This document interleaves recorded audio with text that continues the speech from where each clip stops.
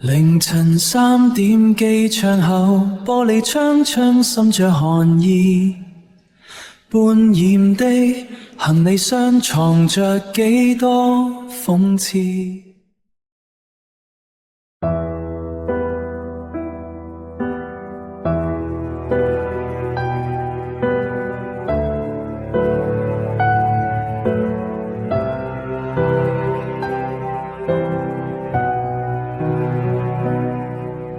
凌晨3點，機窗後玻璃窗滲着寒意，半掩的行李箱藏着幾多諷刺，半掩的行李箱藏着幾多諷刺，藍色橙色航標燈映出離別的影子，雨點劃破直漸模糊故事的開始，心愛裏瑣碎事磨掉當初的志氣，舊機票終點站埋葬過去的希冀，你藉口為了我好卻轉身選擇逃避，我試圖留住你卻發現雙手已無力撐起，眼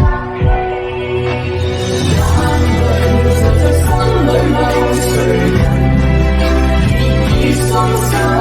當初的考驗難道抵不過戰鬥？用盡了千萬藉口，算我們分開才足夠。